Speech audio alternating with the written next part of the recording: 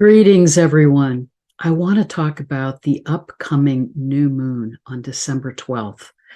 And if I could summarize the energies of this new moon, I would say it is about transmutation, purification, seeding new possibilities, new potentials as we move into this transition into the age of Aquarius.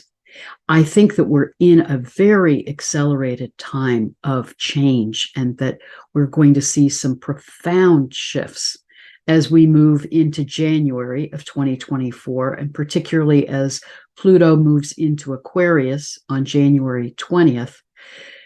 And all three of the outermost planets will go direct by the end of January. We're also in this powerful time in the Mars cycle that I've been describing, where Mars has been conjunct the Sun, beginning a new synodic 26-month cycle. And it's just as it was through last month's lunar cycle. As we move into this new moon, it continues to be in conjunction with the Sun and will actually move out of being under the beams of the Sun, under the light of the Sun, until January 1st, 2024, when Mars will be 13 degrees from the Sun. So it will begin to be more visible as it moves away from its conjunction with the Sun. And what's extraordinary is, as Mars moves out of that conjunction with the Sun into its visibility and new cycle, it will be conjunct the galactic center. So we are being guided in this profound time of transformation. And Mars went into that conjunction with the Sun starting November 18th. And again, will continue to be under the beams of the Sun, invisible in that cauldron of transformation in its merger with the Sun until January 1st. So we are in, I believe, a time where we're being supported in going into this inner process of what are we needing to transmute? What are we needing to clear? What are we giving birth to? And part of what I hope to do in upcoming videos, and I'm exploring ways that we could actually have some live events on Zoom together, because I believe as we move into January and Pluto is moving into Aquarius, we're going to be in an accelerated time of sensing, seeing, experiencing, dreaming in the new possibilities for the Aquarian age and how we can actually practically live that and manifest that. And I've been profoundly moved by this community, your level of consciousness, the way in which you're courageously working through this time of transformation, holding this energy of higher consciousness and healing for the collective, and how this movement into the Aquarian age involves our co-creating these new paradigms together. That will come from what we birth in our collaboration with each other, in our being in community with each other. So that I hope as we move into January of 2024, we can share together, explore together, be experiencing together how we're beginning to give birth to and co-create these new forms. But let's talk now about this new moon. And let me pull up the chart. So here is the chart of the new moon in Sagittarius with the Sun and Moon at 20 degrees of Sagittarius. And you can see Mars continues to be in conjunction with the Sun and now also the Moon at 13 degrees of Sagittarius. And this new moon with the Sun and Moon in Sagittarius is reminding us, remember, Sagittarius is the sign that is about being on a spiritual journey.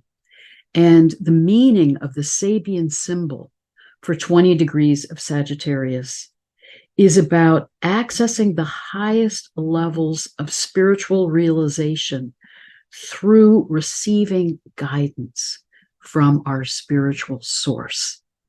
It's about spiritual expansion.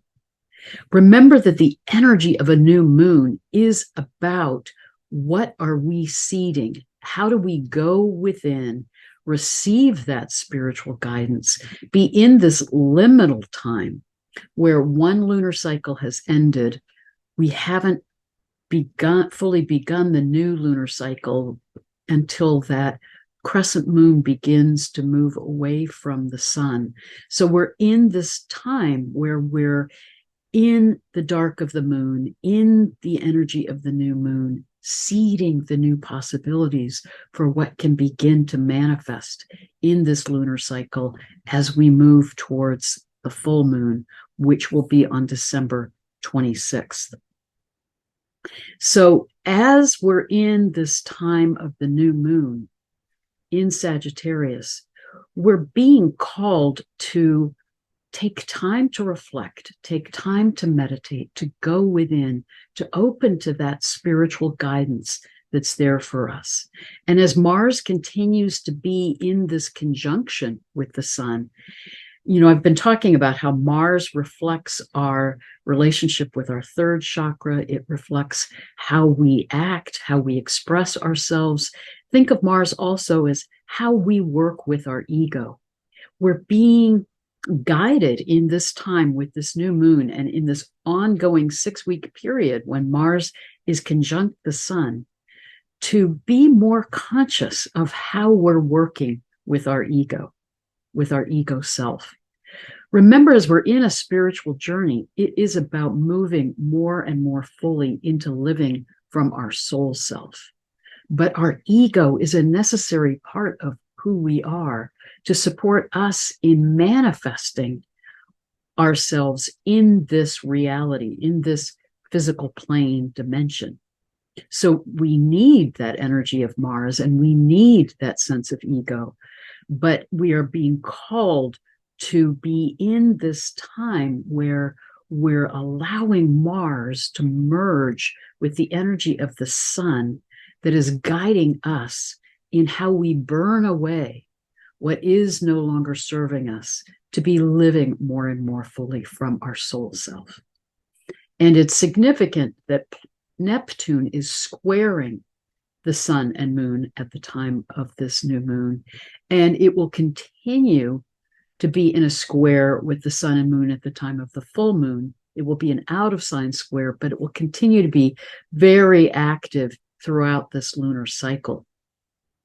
And Neptune in Pisces, the meaning of that Sabian symbol at 24 degrees of Pisces is about how we purify ourselves, how we clear negative thoughts and judgments to allow ourselves to be more open to that higher consciousness, to our spiritual expansion.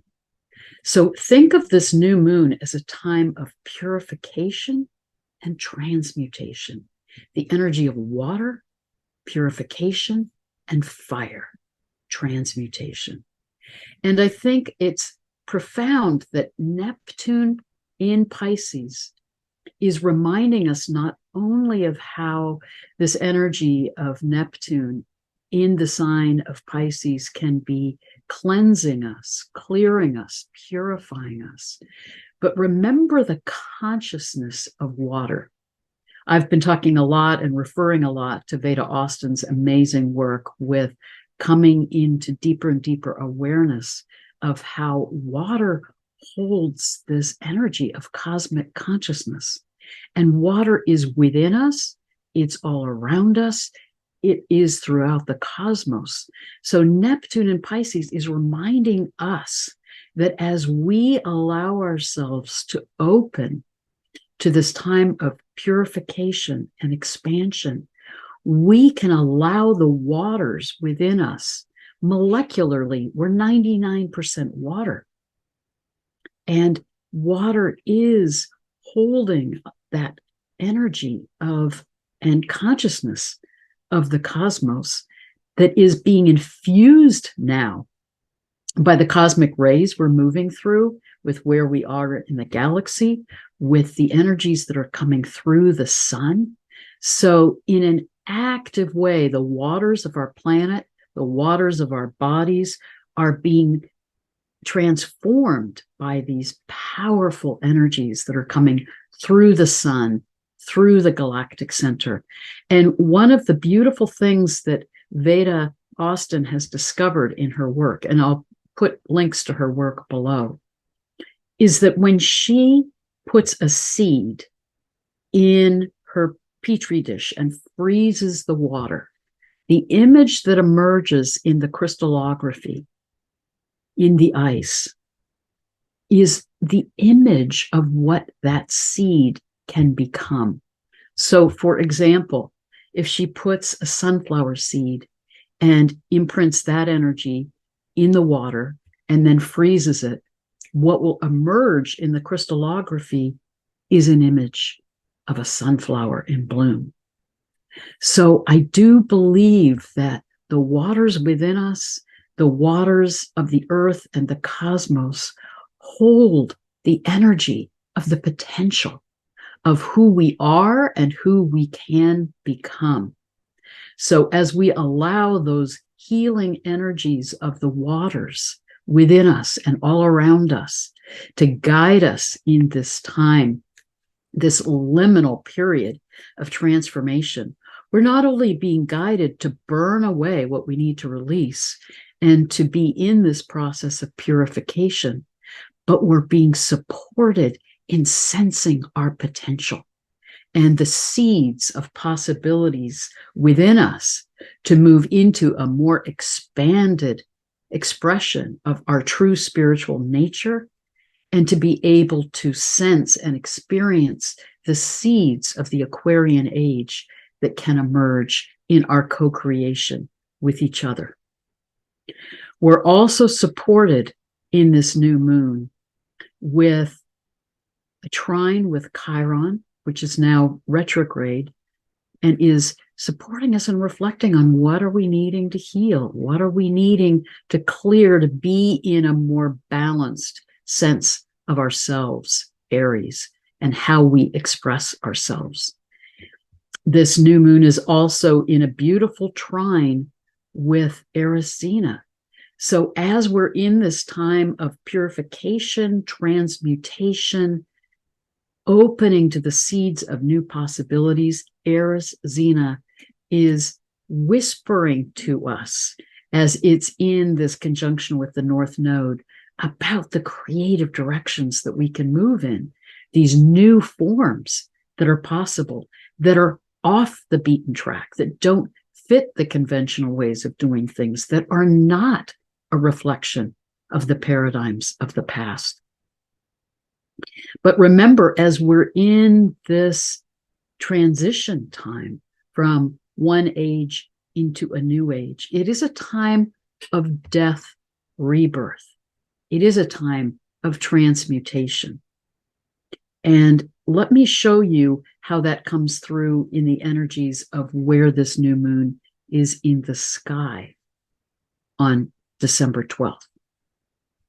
So while the new moon is in the sign of Sagittarius, in the sky, the sun and moon will be in the stars of Scorpius and under the constellation of Ophiuchus.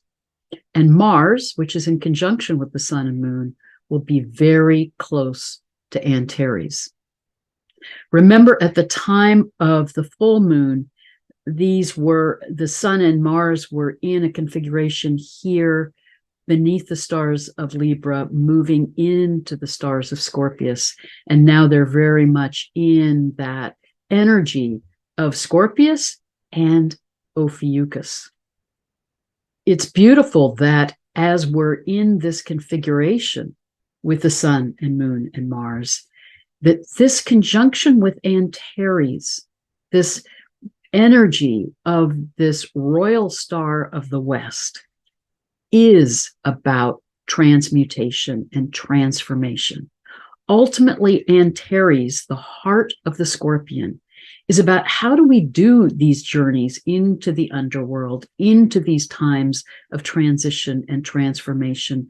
How do we allow ourselves to be willing to release and let die what needs to end in order for something new to emerge? Remember that there are 3 images that relate to the energy of Scorpio or Scorpius: the scorpion, the phoenix, and the eagle. The scorpion can relate to the lower levels of consciousness of how we can express this energy of Antares and this constellation. And that can manifest in lashing out, acting out, Antares, aggression, violence, the intensity of resisting transformation and transmutation. We are seeing that very actively at work in the world in this time. I'm struck by how that's playing out politically here in the United States. It's certainly playing out in the violent wars that are happening in the Middle East, Russia, Ukraine, Sudan, other areas of the world. That is about perpetration of power over, of violence, destruction.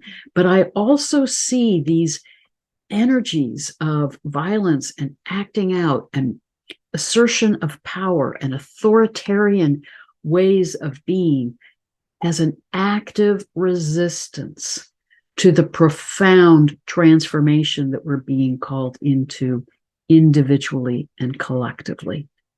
So it's a clinging to the paradigms of the past. When we can work this energy with higher consciousness, it is guiding us in how to honor the energy of the phoenix who goes into the fire to burn the old form and emerge in a radically new way. So Antares is supporting us in how to be in that transmutation process and how to transmute our sense of ego and our ways of acting and expressing ourselves to move into more healing patterns as we're under the care of Ophiuchus, the great healer, to be able to co-create these new forms of the Aquarian age together. So this is a time of transformation, a time of healing. Ophiuchus is that profound healing energy that is also integrating the energy of the sacred masculine and the sacred feminine. It is the healer holding the serpent, the image of the great goddess. So we're being supported in how we reintegrate those energies as we move through this time of transmutation. And again, as Mars moves out of its time of conjunction with the sun, burning away the old patterns of the past to emerge in a new form across these next 2 years, it will emerge into view, conjunct the galactic center, reminding us that we are meant to align our human self and our ego with our soul self, with our connection to source. And I think this new moon that is guiding us to be in this process of the fires of the phoenix and of transmutation, in order to then emerge in the final form of the energy of Antares or Scorpio, which is the eagle, to be able to soar with that expansive spiritual energy when we become the messengers of cosmic consciousness, with that capacity to hold a higher vision and to fly and soar from our expanded spiritual self, arising from the fires of transmutation and transformation. This is what we're capable of. And I do believe that this new moon is helping us to begin to feel the seeds of that potential, of those new possibilities, of those new forms. And I do feel that it's a call to go within, to take time to reflect, to take time in particular to be opening to receiving the spiritual guidance that is there for you.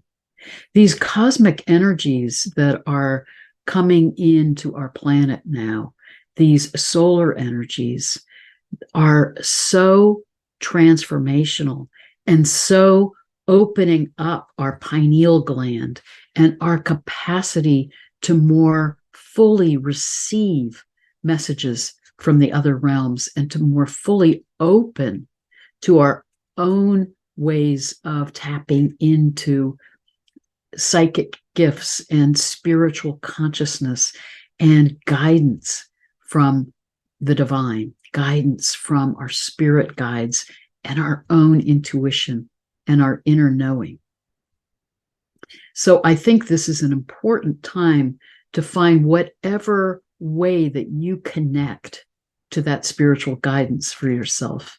It may be through meditation.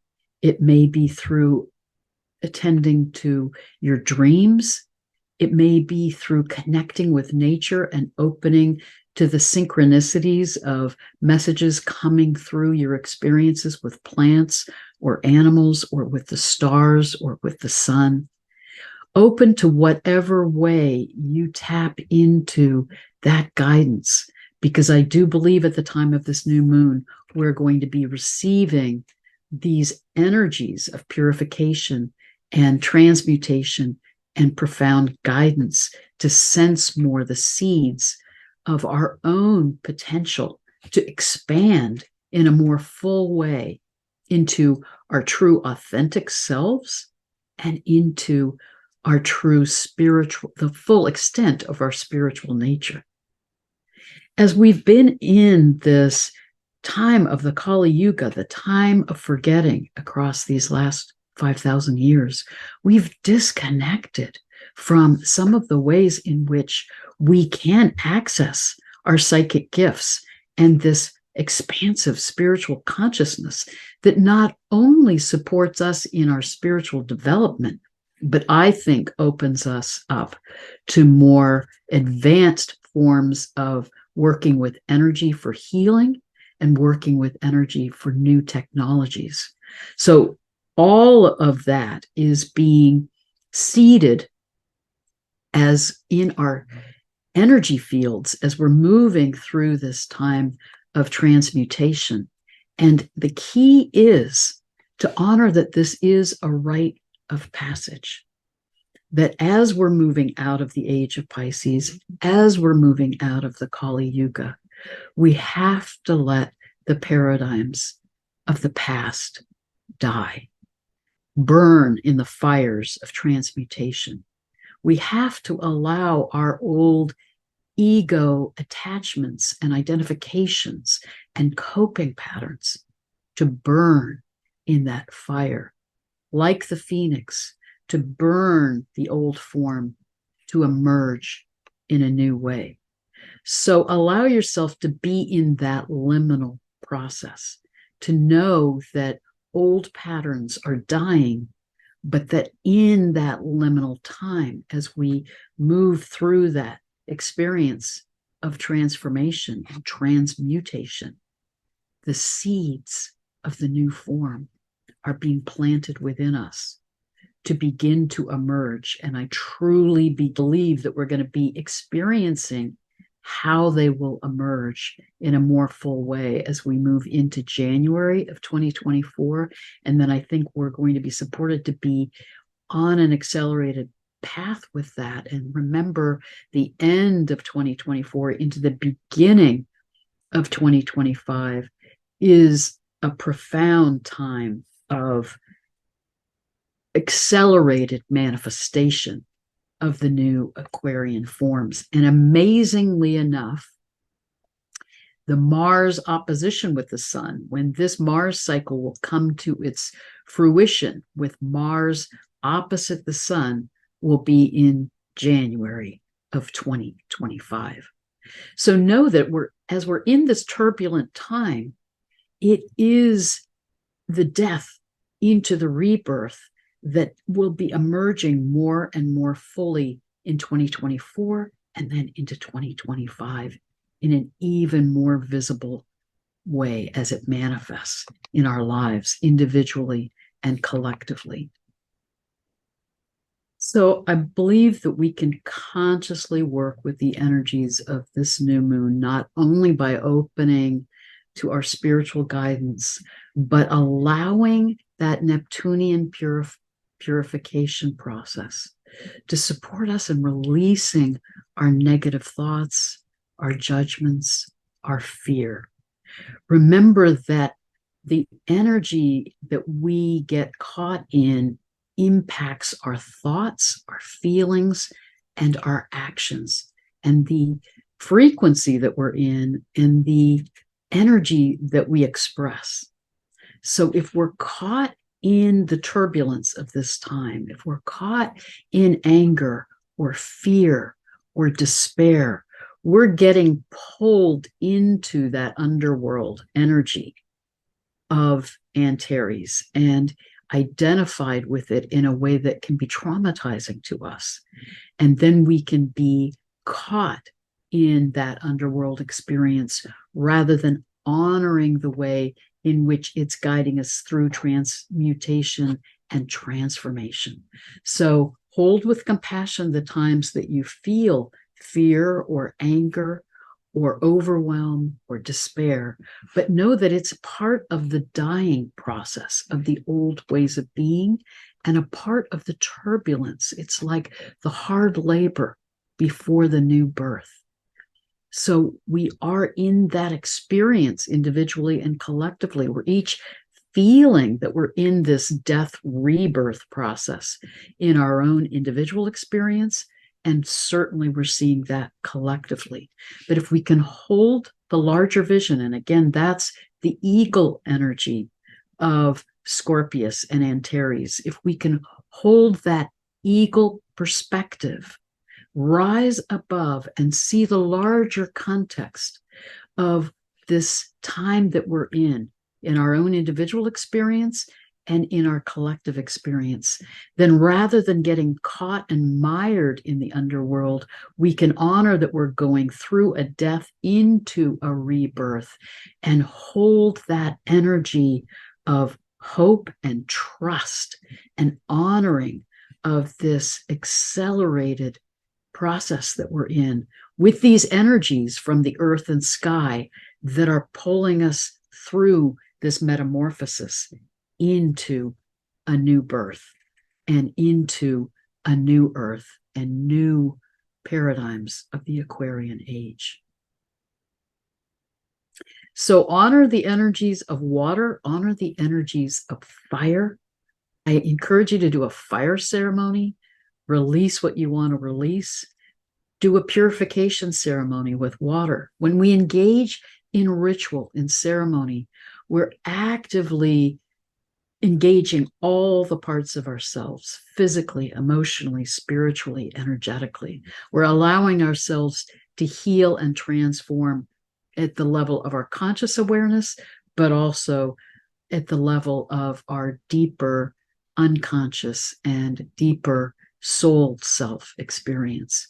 So do some kind of ritual at the time of this new moon, either with water or with fire, to allow yourself to honor what you're releasing, what you're purifying, what you're allowing to transmute within you, to allow your ego to go through the fires of transformation, to be able to more and more move into alignment with your soul self and into your own awareness of the seeds of who you are becoming, and these seeds of new potential, new possibilities, new birth, and new paradigms of the Aquarian age. Then we can hold that energy of possibility, of expansion, of hope, of trust, of love, knowing that we are held in the currents of cosmic consciousness, that the waters of the earth and sky, the waters within us, are supporting us in feeling our potential and manifesting new forms and transmuting into energy beings of light, and can support us in emanating that love and healing energy for each other, to support each other in this process of transmutation. Blessings and love to all of you. And I do want to begin to explore in more practical ways how, as we move into January and into Pluto and Aquarius, we can begin to see or dream into being what these seeds of new possibilities can give birth to. So let's explore that and be in that co-creation process together in the coming months.